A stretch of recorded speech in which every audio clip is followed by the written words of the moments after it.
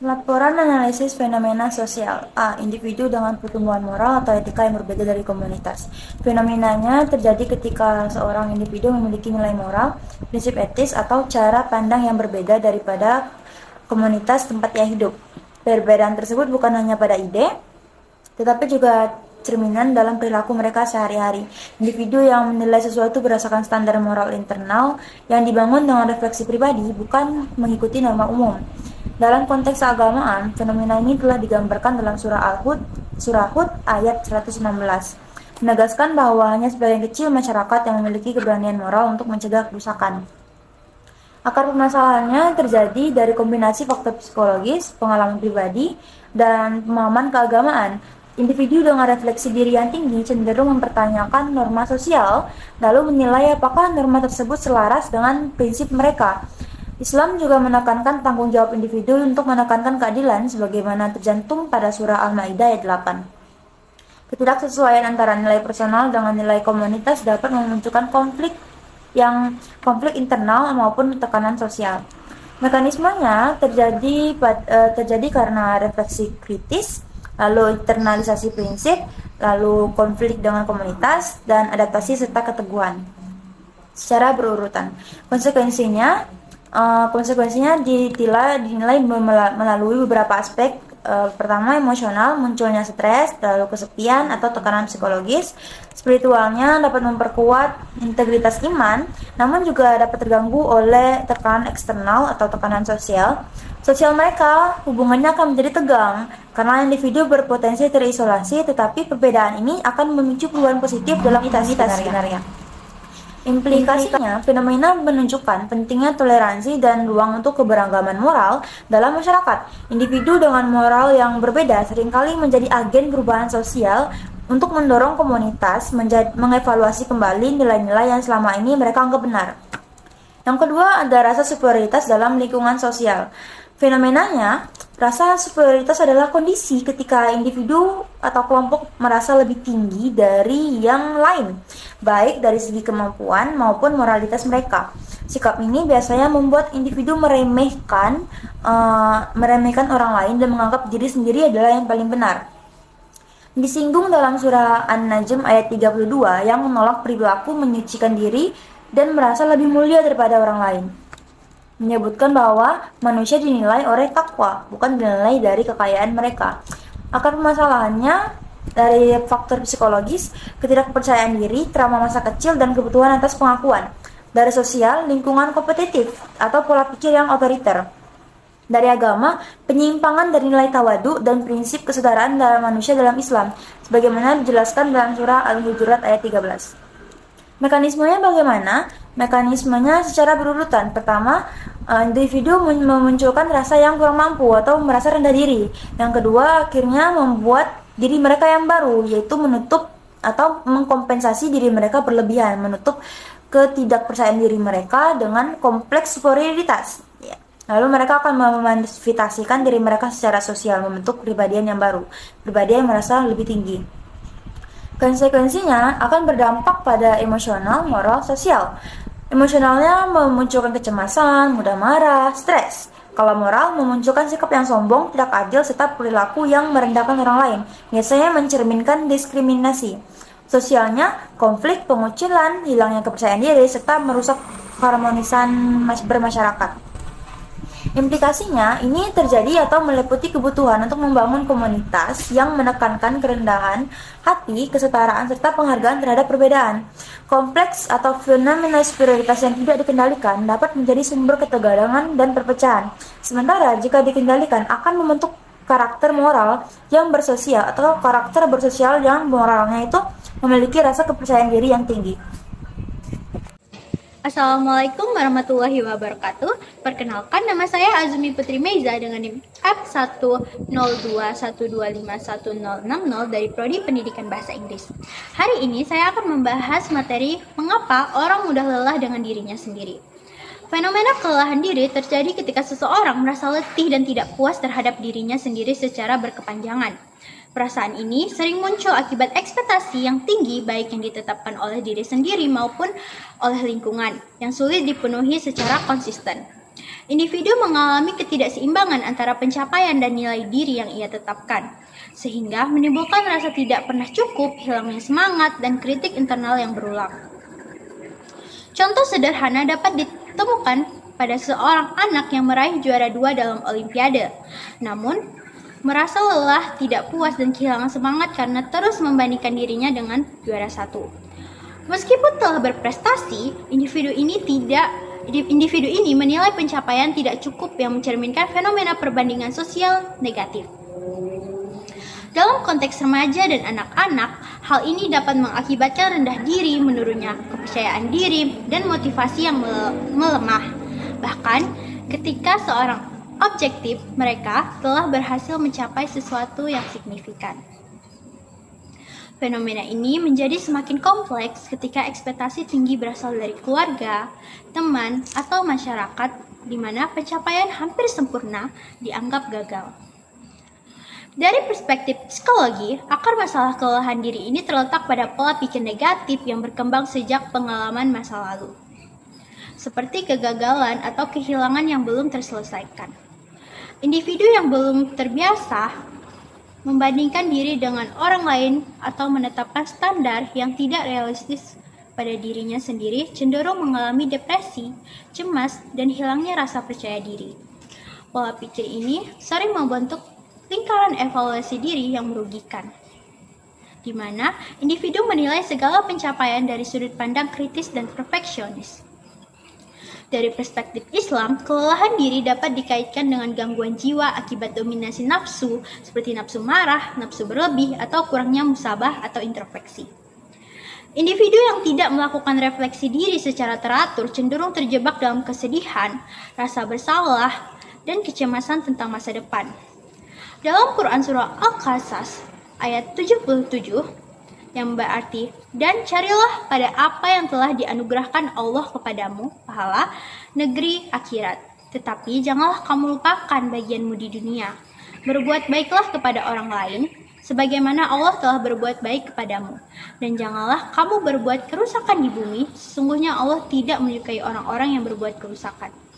Allah menekankan pentingnya keseimbangan antara jiwa dan akal, serta ketenangan hati.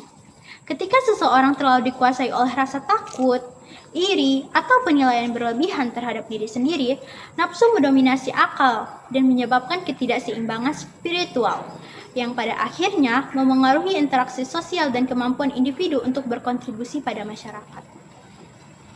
Secara sosial, ketidakpuasan diri yang berkepanjangan dapat menyebabkan isolasi, penurunan produktivitas, dan konflik interpersonal. Individu yang merasa tidak cukup sering menarik diri dari kelompok, enggan berpartisipasi, dan mengurangi kontribusinya pada masyarakat. Lingkungan sosial yang menuntut prestasi tinggi tanpa memberikan dukungan emosional yang memadai dapat memperparah fenomena ini. Mekanisme terjadinya fenomena kelelahan diri biasanya muncul melalui beberapa pola yang dapat dianalisis secara bertahap. Yang pertama adalah tahap stres dan kecemasan awal. Individu mulai merasakan tekanan mental akibat ekspektasi yang tinggi, pikiran menjadi terbebani, dan rasa gagal atau tidak memadai, yang memicu kecemasan dan stres. Yang kedua, dominasi nafsu atas akal. Ketika stres berkepanjangan, emosi dan nafsu mulai mendominasi pemikiran. Individu menjadi sensitif, mudah marah, atau frustasi terhadap diri sendiri dan lingkungan sekitar. Tahap ketiga, perasaan sedih dan depresi. Ketidakpuasan diri yang terus-menerus berkembang menjadi perasaan sedih atau depresi. Individu merasa lelah secara mental dan emosional, kehilangan semangat, dan menilai dirinya tidak layak atau gagal.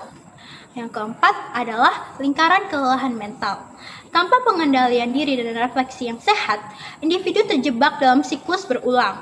Ketakutan akan masa depan bertabrakan dengan rasa bersalah atas masa lalu, menciptakan lingkaran kelelahan mental dan emosional yang berkelanjutan. Pola ini menjelaskan bagaimana pengalaman internal dan eksternal saling memperkuat, sehingga individu tidak hanya mengalami tekanan psikologis, tetapi juga tekanan spiritual dan sosial. Fenomena kelelahan diri membawa dampak luas pada berbagai aspek. Yang pertama, aspek emosional. Individu mudah individu mudah cemas, frustasi, dan mengalami perubahan suasana hati yang drastis. Harga diri yang rapuh membuat mereka rentan terhadap stres, depresi, dan perasaan putus asa, meskipun telah meraih prestasi nyata. Yang kedua, dari aspek spiritual atau moral. Kelelahan diri yang berkepanjangan dapat memicu krisis moral. Individu mungkin menyerah pada godaan untuk menutupi kegagalan, seperti berbohong atau iri hati, dan merasa tidak layak berbuat baik. Rasa benci pada diri sendiri juga dapat menimbulkan sikap apatis terhadap tanggung jawab moral sehari-hari. Dalam perspektif Islam, dominasi nafsu tanpa musabah dapat menjauhkan individu dari ketenangan hati dan nilai-nilai etika yang sesuai dengan syariah. Di aspek sosial, individu akan mengisolasi diri karena individu menarik diri dari lingkungan sosial, mengurangi partisipasi, dan memunculkan konflik interpersonal. Hubungan dengan teman, keluarga, dan rekan kerja terganggu, dan kemampuan untuk bekerja sama atau berkontribusi secara efektif menurun. Selanjutnya adalah implikasi. Fenomena kelelahan diri akibat ketidakpuasan berkelanjutan menimbulkan implikasi penting di berbagai aspek. Secara psikologis, pola pikir negatif seperti rendah diri dan kehilangan kepercayaan diri dapat memicu depresi dan menurunkan kesejahteraan mental. Dari sisi spiritual, keduniawian jiwa yang kurang musabah menghambat tercapainya ketenangan hati dan kestabilan emosi. Secara sosial, perilaku ini merusak hubungan interpersonal dan menimbulkan isolasi dan mengurangi kontribusi individu dalam masyarakat. Untuk mengatasi fenomena ini, perlunya pendekatan holistik yang mencakup penguatan mental, pengelolaan nafsu, serta dukungan sosial dan nilai spiritual agar individu dapat menyeimbangkan ekspektasi dan penerimaan diri. Yang terakhir, kesimpulan. Kelelahan diri akibat ketidakpuasan diri adalah fenomena kompleks yang muncul dari interaksi antara tekanan internal, psikologi, individu, dan lingkungan sosial. Dampaknya tidak hanya dirasakan secara emosional, tetapi juga memengaruhi moral, spiritual, dan hubungan sosial. Akar permasalahan berasal dari pola pikir negatif, dominasi nafsu, dan kurangnya musabah yang diperparah oleh tekanan sosial dan ekspektasi yang tinggi. Mekanisme terbentuknya kelelahan diri mengikuti pola bertahap seperti stres awal, dominasi nafsu, depresi, hingga lingkaran kelelahan mental yang berulang. Memahami fenomena ini memiliki implikasi penting, baik bagi individu, keluarga, maupun masyarakat. Strategi pengendalian diri, refleksi spiritual, dan dukungan sosial menjadi kunci untuk mengatasi kelelahan diri, menjaga kesehatan emosional dan moral, serta memelihara keharmonisan sosial. Dengan pendekatan yang tepat, fenomena kelelahan diri tidak hanya bisa dikelola, tetapi juga dijadikan kesempatan untuk pertumbuhan pribadi dan peningkatan kualitas kehidupan secara menyeluruh. Baiklah, masalah selanjutnya adalah komunitas yang tanpa sadar membuat seseorang tidak berkembang. Fenomena komunitas yang tanpa sadar membuat seseorang tidak berkembang terjadi ketika suatu kelompok sosial secara tidak langsung menghambat pertumbuhan individu. Hambatan ini bukan berasal dari niat jahat, tetapi dari pola pikir kolektif, kebiasaan sehari-hari, serta norma yang tidak disadari, yang membatasi perubahan yang sehat. Perilaku yang muncul dalam fenomena ini meliputi komunitas yang lebih memilih zona nyaman daripada perubahan, menormalisasi kebiasaan tidak produktif, menolak perubahan yang dianggap aneh atau terlalu ambisius, dan memberi tanggapan negatif halus terhadap upaya individu. Komunitas biasanya menuntut keseragaman demi menjaga keseimbangan kelompok, sehingga individu yang ingin berkembang sering menghadapi tekanan psikologis atau sosial. Komunitas yang menormalisasi perilaku buruk juga pernah disebut dalam Al-Quran Surah Al-Ma'idah ayat 100 yang berbunyi, "Katakanlah Nabi Muhammad, tidaklah sama yang buruk dengan yang baik, meskipun banyaknya yang buruk itu menarik hatimu. Maka bertakwalah kepada Allah, wahai orang-orang yang berakal sehat, agar kamu beruntung." Contoh sederhana terjadi pada seorang remaja yang tinggal di lingkungan di mana bolos sekolah, bangun siang, dan nongkrong seharian dianggap biasa. Ketika ia mulai disiplin, rajin belajar, dan bercita-cita melanjutkan kuliah, teman-temannya memberi komentar seperti, "Ngapain sih rajin banget?" Atau, "Udah gak asik ya kamu sekarang, sok sibuk." Tanpa disadari, komentar-komentar ini menimbulkan tekanan sosial yang membuat remaja tersebut ragu untuk terus berkembang. Fenomena serupa bisa ditemukan di keluarga yang menormalisasi kemalasan, di tempat di tempat kerja yang tidak menyukai inovasi, atau di budaya lokal yang membatasi cita-cita warganya. Akar masalah dari fenomena ini adalah perpaduan antara mekanisme psikologis, konsep etika dalam agama Islam, dan struktur sosial dalam masyarakat. Secara psikologi, yang pertama, ketakutan terhadap perubahan. Pada dasarnya, manusia akan takut pada hal yang tidak familiar baginya. Ketika salah satu anggota mulai berubah, anggota lain akan merasa terancam. Seperti kalau dia maju, berarti kita ketinggalan. Kalau dia berkembang, kita bakal kelihatan gagal. Kalau dia berubah, persahabatan kita pasti akan berubah juga. Ketakutan ini menyebabkan kelompok tersebut secara halus menghambat perubahan individu untuk menjaga stabilitas emosional diri mereka. Yang kedua, teori identitas sosial. Identitas seseorang sebagian berasal dari kelompoknya. Bila satu orang saja yang berubah menjadi lebih rajin, lebih disiplin, lebih religius, maka kelompok tersebut akan merasa identitas mereka terganggu. Untuk melindungi identitas kelompok, mereka mencoba menarik orang tersebut kembali ke pola lama. Yang ketiga, kebutuhan untuk diterima. Individu tetap terjebak di level yang sama karena mereka takut kehilangan penerimaan sosial. Keinginan manusia untuk tetap diterima seringkali lebih kuat daripada keinginan mereka untuk berkembang. Selanjutnya, secara pandangan Islam. Yang pertama, pengaruh lingkungan. Islam menekankan bahwa lingkungan sangat menentukan perilaku seseorang. Lingkungan yang buruk bisa membuat seseorang tetap dalam kemaksiatan atau kebiasaan buruk meskipun mereka tidak berniat seperti itu. Yang kedua, amar ma'ruf nahi mungkar, yaitu menyuruh untuk berbuat kebaikan dan mencegah perbuatan buruk. Jika komunitas justru memadamkan semangat seseorang untuk belajar, bekerja keras, meningkatkan ibadah, memperbaiki akhlak, atau hal-hal positif lainnya, maka mereka sebenarnya menyalahi perintah Islam untuk saling mendorong dalam kebaikan. Yang ketiga, konsep nafs atau hawa nafsu atau dorongan batin. Nafs condong pada kenyamanan. Komunitas yang malas dan tidak disiplin seringkali memperkuat nafs ini, membuat perubahan terasa berlebihan atau mengganggu. Selanjutnya, faktor sosial. Normalisasi mediokritas. Keadaan atau kualitas yang biasa-biasa saja, tidak istimewa atau rata-rata. Beberapa komunitas merasa bahwa keadaan stagnan atau tidak berkembang adalah suatu hal yang wajar dan aman. Poin selanjutnya, ketidakamanan kolektif. Ketika satu orang berkembang, anggota lain yang merasa inferior akan berusaha menahan perubahan itu. Selanjutnya, pola yang diwariskan secara turun-temurun. Kebiasaan buruk seperti malas, pesimis, atau tidak punya tujuan bisa dianggap sebagai tradisi atau budaya di dalam komunitas tersebut. Fenomena ini terjadi melalui pola-pola tertentu yang dapat diprediksi. Pola pertama, individu memulai perubahan. Ia mulai disiplin, belajar, rajin ibadah, punya tujuan yang besar, dan mengatur kehidupan menjadi lebih baik. Namun, sinyal perubahan ini membuat anggota komunitas lainnya merasa terancam. Pola kedua, komunitas memberi reaksi penahan, seperti reaksi umum ejekan, candaan, menciptakan rasa bersalah kepada korban, dan meremehkan. Terlihat sepele, tetapi sebenarnya hal tersebut dapat membangun hambatan psikologis. Pola ketiga, tekanan dalam kelompok menguat. Komunitas menjadi seperti gravitasi yang menarik individu kembali. Tekanan tersebut muncul dalam bentuk tekanan emosional seperti ketergantungan pada persetujuan sosial, ketakutan terlihat berbeda dari yang lain, dan rasa takut akan kehilangan ikatan dengan yang lain. Mereka tidak berniat jahat, tetapi hanya ingin mempertahankan kenyamanan kelompok.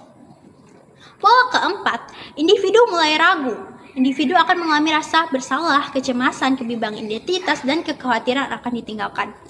Hal ini melemahkan tekad individu tersebut untuk melakukan perubahan. Pola kelima, akan terjadi dua kemungkinan. Individu akan kembali ke kebiasaan lamanya supaya tetap diterima, ataupun individu akan tetap berkembang tetapi membawa beban emosional serta jarak dengan komunitas.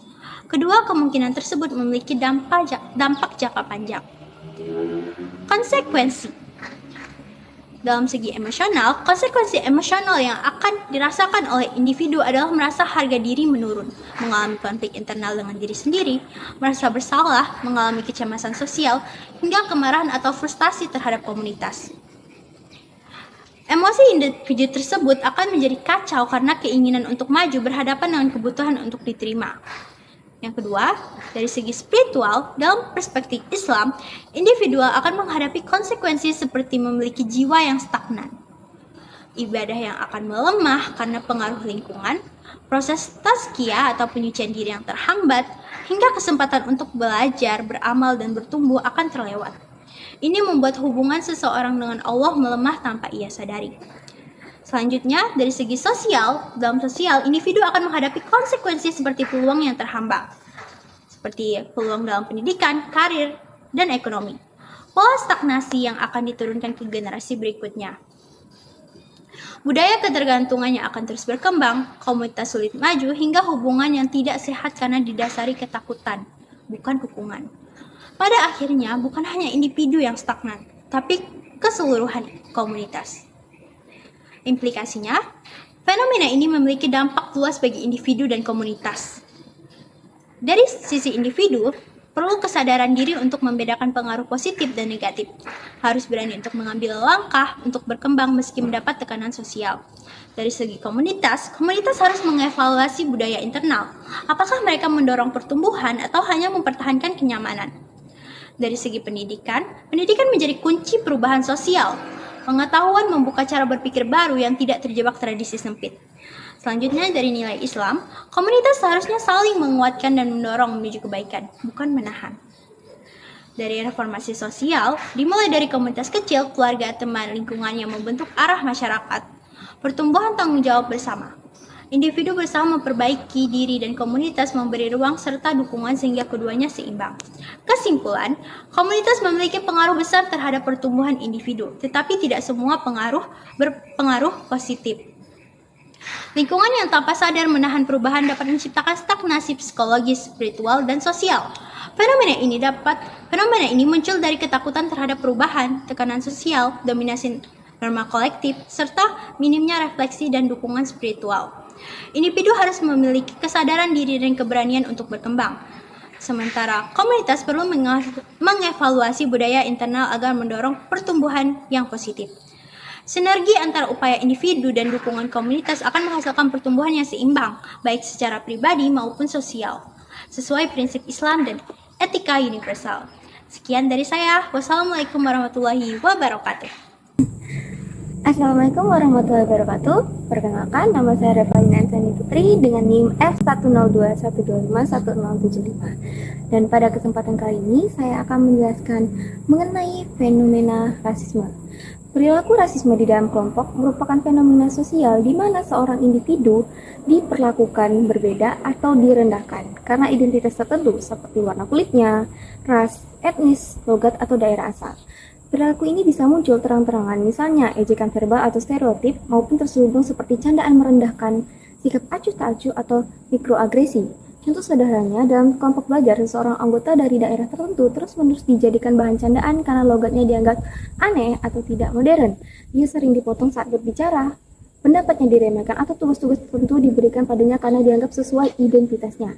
Meskipun kelompok mungkin tidak berniat jahat, perilaku ini membuat korban merasa inferior, tidak terima, dan mengurangi motivasi untuk berpartisipasi aktif. Fenomena ini jelas bertentangan dengan prinsip Islam yang tertulis dalam Quran Surah Al-Hujurat ayat 13 yang memiliki arti, wahai manusia, sesungguhnya kami telah menciptakan kamu dari seorang laki-laki dan perempuan. Kemudian kami menjadikan kamu berbangsa-bangsa dan bersuku-suku agar kamu saling mengenal. Sesungguhnya yang paling mulia di antara kamu di sisi Allah adalah orang yang paling bertakwa. Sesungguhnya Allah Maha Mengetahui lagi Maha Teliti.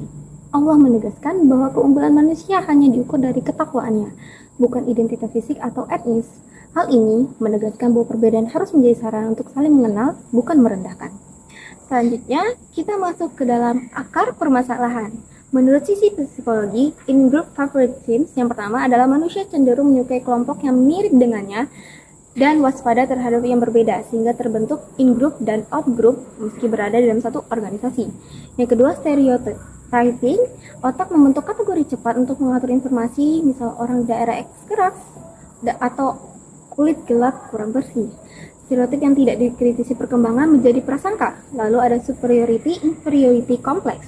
Beberapa anggota merasa lebih unggul karena identitasnya dan korban menginternalisasi inferioritasnya. Lalu ketakutan terhadap hal asing seperti perbedaan identitas memunculkan ketidaknyamanan emosional sehingga orang merespon dengan merendahkan atau menjauh. Lalu kita masuk ke dalam pandangan Islam mengenai hal ini. Rasisme dianggap penyakit hati dan membentuk asabiah atau fanatisme kelompok. Nabi Muhammad menegaskan tidak ada kelebihan Arab atas non-Arab atau warna kulit tertentu atas yang lain, kecuali ketakwaan. Lingkungan yang mempromosikan diskriminasi melanggar prinsip Islam yang menekankan persaudaraan yang saling mendorong kebaikan, dan rasisme juga bertentangan dengan Islam karena termasuk mengejek ataupun menghina seseorang, seperti yang dikatakan pada surah Al-Hujurat ayat 11 yang memiliki arti, wahai orang-orang yang beriman, janganlah suatu kaum mengolok-olok kaum yang lain, karena boleh jadi mereka yang diolok-olok itu lebih baik daripada mereka yang mengolok-olok. Dan jangan pula perempuan-perempuan mengolok-olok perempuan lain, karena boleh jadi perempuan yang diolok-olok itu lebih baik daripada perempuan yang mengolok-olok. Janganlah kamu saling mencela dan saling memanggil dengan julukan yang buruk. Seburuk-buruk panggilan adalah panggilan fasik setelah beriman. Siapa yang tidak bertobat, mereka itulah orang-orang yang zalim. Kita masuk ke dalam faktor sosial, yang dimana pertama ada norma budaya yang memihak kelompok tertentu, yang kedua ada struktur kekuasaan yang memperkuat dominasi mayoritas, ketiga candaan rasis yang dianggap budaya kelompok, yang keempat lingkungan keluarga atau media memperkuat stereotip, dan selanjutnya ketidaksetaraan modal sosial membuat minoritas lebih rentan terhadap diskriminasi. Kita masuk ke dalam mekanisme rasisme. Rasisme dalam kelompok berkembang melalui pola-pola berikut. Yang pertama ada labeling. Individu diberi label stereotip, misalnya anak kampung atau si hitam, yang membentuk persepsi anggota lainnya. Lalu yang kedua, othering, korban diperlakukan sebagai yang lain, dianggap berbeda secara permanen. Yang ketiga, normalisasi, candaan atau perilaku merendahkan dianggap wajar. Budaya diskriminatif tumbuh. Lalu mikroagresi, komentar halus merendahkan, tatapan meremehkan, ataupun pujian yang menghina. Lalu eksklusi sosial, korban diabaikan dalam diskusi penting atau kegiatan kelompok. Yang terakhir itu ada hierarki terselubung, terbentuk struktur tak resmi mayoritas mendominasi minoritas. Lalu ada juga internalisasi, korban mulai percaya dirinya inferior atau menurunkan kepercayaan di dalam dirinya dan potensinya. Lalu kita masuk ke dalam konsekuensi. Yang pertama itu adalah emosional, korban merasa malu, cemas, rendah diri, kehilangan keberanian untuk berpendapat dan menarik diri dari kelompok. Konflik internal muncul karena keinginan untuk diterima bertabrakan dengan keinginan untuk maju. Lalu kedua, spiritual. Bagi pelaku, rasisme adalah bentuk kesombongan yang menghalangi surga. Nabi Muhammad pernah berkata, tidak akan masuk surga orang yang di dalam hatinya terdapat kesombongan seberat biji sawit. Dan bagi korban, ia merasa kehilangan ketenangan batin, meragukan nilai diri di hadapan Allah Subhanahu wa Ta'ala, dan melemahkan ibadah. Islam memuliakan manusia tanpa melihat warna kulit atau etnis, sehingga rasisme yang mengganggu kesadaran spiritual. Dan terakhir itu ada sosial. Rasisme merusak dinamika kelompok, seperti komunikasi terganggu, kepercayaan yang hilang, kolaborasi melemah, konflik meningkat, produktivitas menurun, dan kelompok menjadi ruang tidak aman. Lalu implikasi yang terjadi, fenomena ini berdampak luas pada yang bisa kita lihat pada jangka pendek. Yang pertama itu suasana kelompok tegang, anggota minoritas merasa tidak aman, kreativitas menurun, diskusi tidak seimbang, kelompok gagal mencapai potensi maksimal. Dan di jangka panjangnya, budaya kelompok menjadi toksik, diskriminasi menjadi tradisi, kehilangan anggota berkualitas karena mereka pergi, lalu siklus diskriminasi diwariskan antar generasi, lalu kerusakan iklim psikologis, kelompok penuh dengan tekanan, bukan ruang untuk bertumbuh. Dampak sosialnya lebih luas, trauma terbawa ke dalam dunia kerja, keluarga, dan masyarakat. Yang kesimpulan yang dapat diambil adalah rasisme dalam kelompok merupakan fenomena kompleks yang mengaruhi aspek psikologis, spiritual, dan sosial, yang muncul karena stereotip, fanatisme, identitas, tekanan sosial, dan bias bawah sadar. Konsekuensinya meliputi penurunan kepercayaan diri, gangguan spiritual, dan kerusakan dinamika kelompok. Dari perspektif Islam, rasisme bertentangan dengan prinsip persaudaraan dan ketakwaan. Upaya pencegahan mencakup pendidikan, kesadaran diri, dan pembentukan budaya kelompok yang inklusif agar individu dapat berkembang secara maksimal, sementara kelompok tetap dalam kondisi harmonis. Sekian yang dapat saya sampaikan. Wassalamualaikum warahmatullahi wabarakatuh.